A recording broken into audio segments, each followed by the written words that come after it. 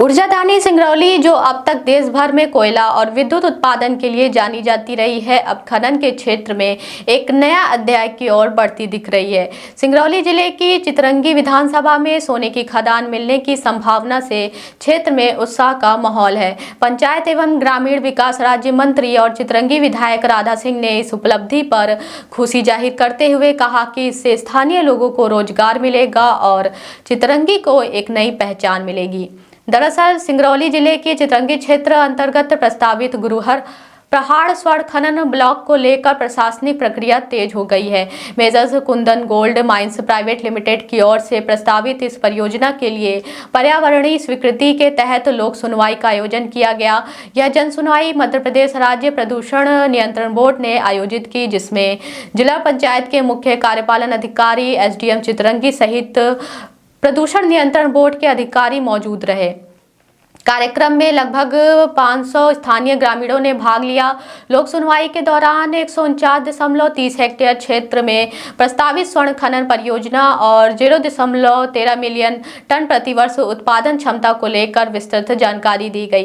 साथ ही परियोजना से होने वाली संभावित पर्यावरणीय प्रभावों पर चर्चा हुई। ग्रामीणों ने अपनी आपत्तियां और सुझाव भी प्रशासन के समक्ष रखे। प्रशासन का कहना है कि सभी वैधानिक प्रक्रियाओं और पर्यावरणीय मानकों का पूरी तरह पालन करने के बाद ही परियोजना पर आगे की कार्यवाही की जाएगी।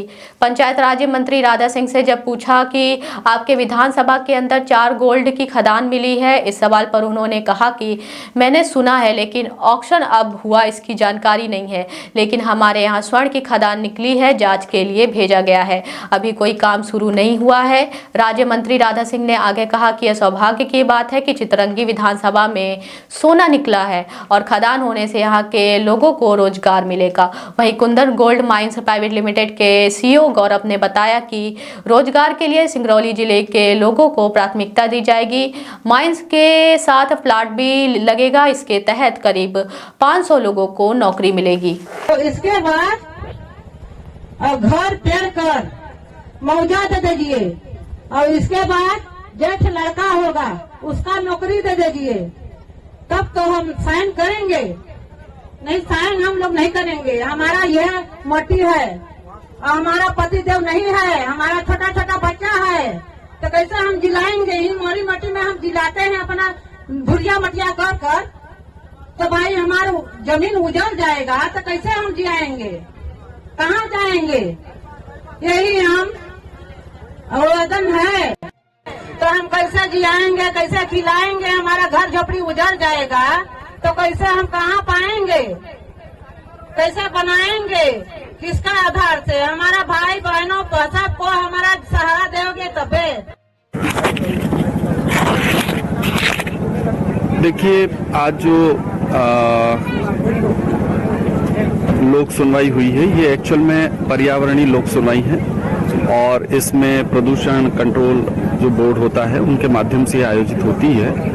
इसमें ग्रामीणों के समक्ष जितनी भी हमारा जो ये गोल्ड माइंस का जो ब्लॉक है, इसमें जितनी भी इन्होंने प्लानिंग किया है, उस प्लानिंग को इनके द्वारा पूरी पब्लिक के बीच में बताया जाता है और पब्लिक से इसमें ओपिनियन लिए जाते हैं, पब्लिक की बात को सुना जाता है। पब्लिक के बहुत सारे कई बार कुछ डाउट्स होते हैं, तो उन डाउट्स पे भी डिस्कशन होता है और उन डिस्कशनों के बाद में ये कंपनी अपना रिप्लाई देती है कि भाई वो क्या क्या करेंगे। जैसे कि मैं अभी आपको बताना चाहूँगा कि कई लोगों की समस्या है कि भाई हमें ज़मीन के बदले में क्या मिलेगा, हमें पेड़ पौधों का प्रतिकर मिलेगा या नहीं मिलेगा, हमें मकान जो भी आवास वगैरह है उनका मिलेगा या नहीं मिलेगा, नौकरी से संबंधित रोजगार है, चाहे कौशल विकास से संबंधित प्रशिक्षण है, आदि आदि जो मुद्दे रहते हैं। जैसे कुछ बालिकाओं ने कहा कि भाई जेंट्स को नौकरी मिल जाएगी तो बालिकाओं के लिए या महिलाओं के लिए क्या उसमें प्रोसेस होगा। तो जैसा कि कंपनी ने अपनी तरफ से पूरा R&R प्लान होता है कि किस तरीके से यहाँ पे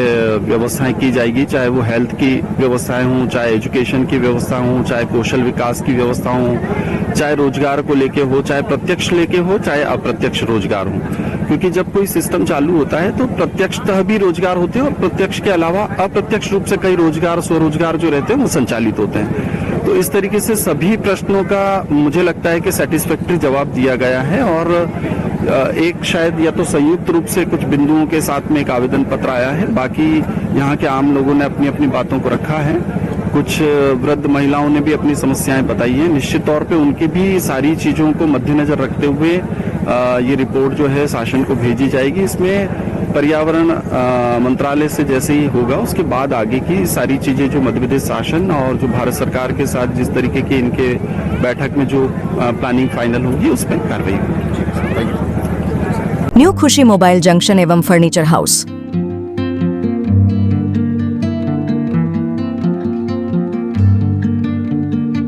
खरीदे सब कुछ एक ही जगह पर आसान सी किश्तों में।